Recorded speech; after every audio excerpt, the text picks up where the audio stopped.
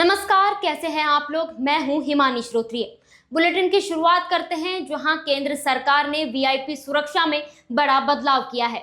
अब किसी की भी सुरक्षा में एनएसजी कमांडोज नहीं लगेंगे। एनएसजी की जगह अब सीआरपीएफ के कमांडो सुरक्षा करेंगे। वीआईपी सुरक्षा से एनएसजी कमांडोज को हटाने के निर्देश जारी कर दिए गए हैं। अगले महीने से वीआईपी सुरक्षा की जिम्मेदारी सीआरपीएफ संभालेगी। आगे बढ़ते हैं, जहां मध्य प्रदेश में उपचुनाव को लेकर मुख्य निर्वाचन पदाधिकारी सुखवीर सिंह ने प्रेस कॉन्फ्रेंस की। भारत निर्वाचन आयोग ने विजयपुर विधानसभा और बुधनी विधानसभा में होने वाले उपचुनाव के लिए 15 अक्टूबर 2024 की तारीखों की घोषणा कर दी है। अब चुनाव के तारीखों की घोषणा के साथ ही श्योपुर और सीहोर जिले में आचार संहिता लग गई है। उपचुनाव के लिए 18 अक्टूबर से नॉमिनेशन भरे जाएंगे, वहीं 23 नवंबर को चुनाव के नतीजे आएंगे। The process of continuous application of electoral rolls in all the above states will continue till the last date of filing nomination. तो last date of filing nomination तक होती है, लेकिन 10 दिन हमको लगते हैं निराकरण करने में, इसलिए 25 तारीख से 10 दिन पहले 15 तारीख तक जो हमें आवेदन प्राप्त हुए होंगे उनका हम निराकरण करेंगे 1 अक्टूबर की क्वालिफाइंग डेट पर। आदर्श आचरण संहिता है वो हमारी कल से इन 2 जिलों में है। इन 2 जिलों में कोई भी फाउंडेशन लेइंग नहीं होगी, भूमि पूजन या जो शिलान्यास है वो कार्यक्रम नहीं होंगे। 2011 के बाद पेंडिंग जनगणना 1 जनवरी 2025 से शुरू हो सकती है। इसके पहले 31 दिसंबर 2024 तक एमपी में सभी जिलों, गांवों, शहरों और तहसीलों, इसके अलावा वन क्षेत्रों की प्रशासनिक सीमाएं फ्रीज की जाएगी। सीमा फ्रीज किए जाने की रिपोर्ट राज्य सरकार जनगणना निदेशालय को देगी। जनगणना निदेशालय के पत्र के बाद अब यही संभव है कि नए संभाग, जिले, तहसीलें और अन्य प्रशासनिक सीमाओं के गठन के पहले ही एमपी में मौजूदा प्रशासनिक सीमाओं के आधार पर जनगणना होगी। खबर ओरछा से है, जहां मध्य प्रदेश की अयोध्या कही जाने वाली राम राजा की नगरी ओरछा एमपी की 4थी वर्ल्ड हेरिटेज साइट बनेगी। इसके डोजियर को यूनेस्को ने मंजूरी दे दी है। ओरछा अभी यूनेस्को की वर्ल्ड हेरिटेज साइट की टेम्पररी लिस्ट में शामिल है। परमानेंट लिस्ट में शामिल करने के लिए डोजियर और डॉक्यूमेंटेशन का काम पिछले साल ही पूरा किया गया था। प्रिय शिलाजार एलेंदो ओसमो, यूनेस्को विश्व विरासत केंद्र के निदेशक, भारत सरकार की ओर से 2027-28 यूनेस्को विश्व धरोहर साइकिल में विश्व धरोहर समिति के 2028 की बैठक में विचार के लिए मध्य प्रदेश में ओरछा के ऐतिहासिक समूह के लिए नामांकन डॉसियर प्रस्तुत करना मेरे लिए बहुत सम्मान की बात है। वे सांस्कृतिक मंत्रालय, भारत सरकार, भारतीय पुरातत्व सर्वेक्षण मध्य प्रदेश, राज्य सरकार और उनके अधिकारियों को उनके उत्कृष्ट समन्वय और इस नामांकन डोसियर को समय पर प्रस्तुतिकरण के लिए धन्यवाद देता हूं। आगे बढ़ते हैं, जहां इंदौर की ऐतिहासिक इमारत king Edward medical school building में हेलोइन पार्टी करने की जानकारी मिलने के बाद मेडिकल टीचर्स एसोसिएशन और एमजीएम एलुमिनाई एसोसिएशन ने इसका विरोध किया और बिल्डिंग का गंगा जल से शुद्धिकरण किया। एसोसिएशन के सदस्यों ने इसकी निंदा करते हुए कहा कि झूठ बोलकर परमिशन लेने वालों के खिलाफ एफआईआर दर्ज की जाए। अगली खबर छत्तीसगढ़ से है, जहां सरकार ने नए साल यानी 2025 के लिए छुट्टियों की घोषणा कर दी है।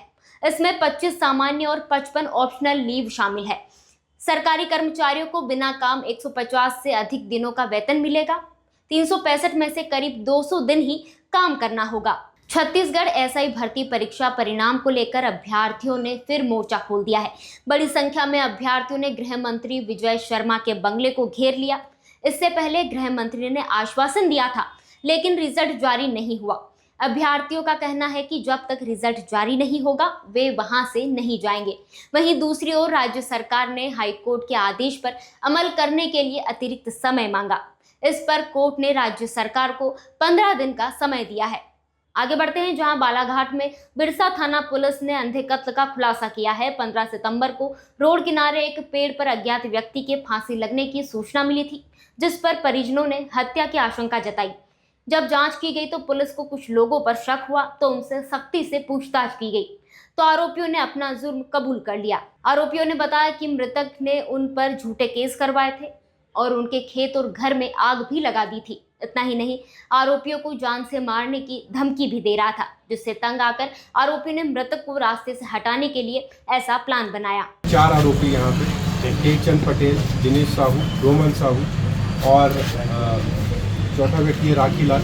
इन सब लोगों ने मिलके दूसरे राज्य में इन्हें पहले यहाँ खाना खाने के बहाने से बुलाया, उसके बाद इनके साथ मारपीट करी। मारपीट करने के बाद जब ये आज मरे थे, इन्हीं के गमछे को पेड़ पे लटकाकर इन्हें जान से मार दिया। पूरे घटनाक्रम में चूँकि एक संवेदनशीलता बनी हुई थी शुरू से ही, तो प्रत्येक एंगल को हमने बहुत ही बारीकी से जांच करी। सीएम रिपोर्ट में भी क्योंकि इनके द्वारा गुमराह करने का पूरा प्रयास किया गया था, तो प्रथम दृष्टया हत्या के साक्ष्य नहीं मिल पा रहे थे, लेकिन जब बारीकी से इसकी सूक्ष्मता से विवेचना की गई तो इन सभी पूरी कांड को खोलने में सफलता मिली है। इनके द्वारा पुलिस को गुमराह करने के लिए दूसरे राज्य में आके इस घटना को कारित किया जाना, प्लस घटनास्थल पर साक्ष्यों को इस प्रकार से छुपाया गया कि ये हत्या न होकर एक आत्महत्या प्रतीत हो, इसकी ओर भी एक सक्रिय प्रयास इनके द्वारा किया गया है। पूरे घटनाक्रम में बिरसा थाना की टीम ने बहुत अच्छी मेहनत करी है, जिसके लिए इन्हें 10,000 रुपये के इनाम की आज में घोषणा कर। छिंदवाड़ा के परासिया से 30 किलोमीटर दूर दमुआ हनुमान दफाई के करीब कपड़े धोने गई महिलाएं अचानक भारी बारिश होने की वजह से तेज बहाव में बीच टापू पर फंस गई, जिसकी सूचना मिलने पर मौके पर एसडीएम, तहसीलदार और रेस्क्यू टीम पहुंची और दोनों महिलाओं को सुरक्षित बाहर निकाला गया। खबर दमोह से है, जहां स्वास्थ्य विभाग ने बड़ी कार्रवाई की है। यहां पथरिया में फर्जी तरीके से चलाई जा रही मेडिकल इंस्टीट्यूट को सील कर दिया गया। बता दें कि पथरिया नगर में एक्सीलेंस स्कूल के पास श्रीजी इंस्टीट्यूट नाम की एक संस्था संचालित की जा रही थी, जिसमें मेडिकल कोर्स के नाम पर 10वीं और 12वीं के छात्र छात्राओं को प्रलोभन दिया जा रहा था और कहा जा रहा था कि 1 साल में डॉक्टर बन जाएंगे। इसके बाद ग्रामीण क्षेत्रों में क्लिनिक, पैथोलॉजी लैब भी खोल सकते हैं, जिसके लिए मात्र 12,000 रुपये से 20,000 रुपये देने होंगे। जिसकी सूचना मिलने पर इस कार्रवाई को अंजाम दिया गया। सीबीएमओ और नायब तहसीलदार की टीम ने श्रीजी मेडिकल इंस्टीट्यूट पर दबिश दी। इस दौरान बड़ी मात्रा में सरकारी दवाइयां जब्त की गई और श्रीजी इंस्टीट्यूट को सील कर दिया गया। कहाँ से आते हैं? CHO सर आते हैं। कहाँ से? उनका अरविंद पटेल। उनने आपको सरकारी दवाई दी है और उम्र कहाँ आता है? ये सागर में। सागर में आता है। तो वो क्या प्रैक्टिस करते हैं यहाँ पे? प्रैक्टिस नहीं करते, मतलब इससे वो जुड़े हुए हैं। नहीं तो आपके पास सारी सरकारी दवाइयाँ हैं? हाँ सर, दवाइयाँ बस होंगी सरकारी और नहीं, आपके पास किट भी सरकारी हैं, आपके पास जो और भी चीज़ें हैं, ग्लूकोमीटर, ये भी सरकारी है, सब कुछ आपके पास सरकारी है। सर ने आपको सप्लाई किया है। बैतूल में सोशल मीडिया का प्यार परवान चढ़ गया है। यहाँ पर बैतूल जिले का दूल्हा नेपाल की दुल्हनिया को ब्याह करके ले आया। मामला बैतूल जिले के गांव दादू ठाणा का है। यहाँ योगेश नाम के युवक की दोस्ती नेपाल की लड़की अनीता से सोशल मीडिया पर हुई थी और दोस्ती प्यार तक पहुँच गई। घर वालों की मर्जी से हिंदू रीति रिवाज से शादी कर दुल्हा दुल्हन को मध्य प्रदेश ले आया। जॉब मैं गुजरात में करता था। अच्छा। 4 साल से जॉब कर रहा हूँ मैं, और अभी 4 साल के बाद 4 साल का हमारा रिलेशनशिप है दोनों का। अच्छा। दाढ़ाना गांव से हूँ और मैंने नेपाल की लड़की से पूरी रीति रिवाज से के साथ शादी की है। ये बैतूल जिले में इधर भारत में आपका शादी का विचार कैसे हुआ? हमने सोशल मीडिया के थ्रू मिले थे हम। अच्छा। फिर बाद 4 साल के रिलेशन के बाद हमने सोचा कि अब शादी कर लेनी चाहिए। अच्छा। घर वालों को बताया, फिर सबने राजी कर ली और हमारी शादी हो गई रीति रिवाजों के साथ। खेल जगत की ओर बढ़ते हैं, जहां भारत और न्यूजीलैंड के बीच पहले टेस्ट के पहले दिन का खेल रद्द कर दिया गया। बेंगलुरु में रुक रुक कर बारिश हो रही थी, ऐसे में एम्पायर्स ने दिन का खेल रद्द करने का फैसला किया है। मौसम विभाग के अनुसार बेंगलुरु में अगले 4 दिन तक इसी तरह का मौसम रहने का अनुमान है।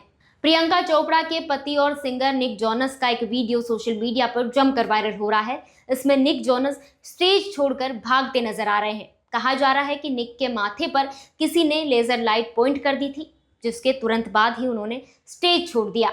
दरअसल 15 अक्टूबर को निक जोनस अपने भाइयों केविन और जो जोनस के साथ प्राग में परफॉर्मेंस करने पहुंचे थे। इसी दौरान उनके साथ ये घटना घटी।